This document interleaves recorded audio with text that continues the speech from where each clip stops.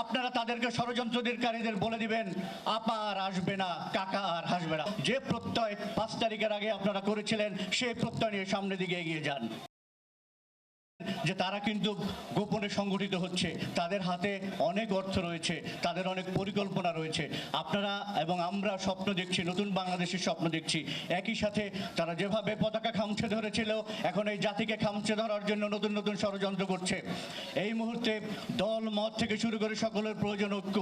আপনাদের মধ্যে শুধুমাত্র সামনের আলোই শুধু দেখবেন না, আপনাদের ঐক্যবদ্ধ থাকতে হবে। আপনারা যদি ঐক্যবদ্ধ না থাকেন, এই জাতির ঐক্য, এই জাতির চেতনা ভুলুণ্ঠিত হবে। আমি চাই দলমত যে যেখানে রয়েছেন আপনারা একতাবদ্ধ হন, এই জাতিকে সামনের দিকে এগিয়ে নেওয়ার জন্য তারিখের আগে আপনারা করেছিলেন সেই প্রত্যয় নিয়ে সামনের দিকে এগিয়ে যান।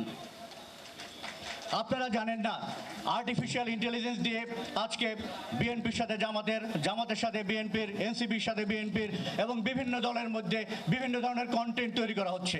এই কন্টেন্টগুলো ছড়িয়ে দিয়ে আপনাদের ঐক্যকে বিনষ্ট করা হচ্ছে। আপনারা কিন্তু এই ঐক্য যে বিনষ্ট করা হচ্ছে এগুলো আপনারা খেয়াল করছেন না।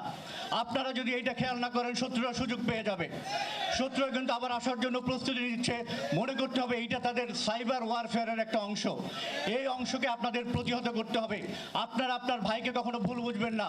একত্রে কাঁধে কাঁধ মিলে যারা যুদ্ধ করেছেন তারা আজীবন ঐক্যবদ্ধ থাকবেন, কেউ আপনাদের পরাজিত করতে পারবে না। আপনারা যদি ঐক্যবদ্ধ না থাকেন, আপনাদের কেউ রক্ষা করতে পারবে না। আপনাদের সাথে সাথে প্রশাসনে আমরা যারা রয়েছি, আমরাও কিন্তু আপনাদের মতো একই পরিণতি বরণ করতে হবে। আপনাদের আমার পরিণতি যদি আপনারা সঠিক চান, দেশকে যদি স্বাধীন সার্বভৌম বাংলাদেশ হিসেবে প্রতিষ্ঠা করতে চান, যদি বহিঃশত্রু আক্রমণ থেকে মুক্ত করতে চান, অতএব আপনাকে ঐক্যবদ্ধ হতে হবে।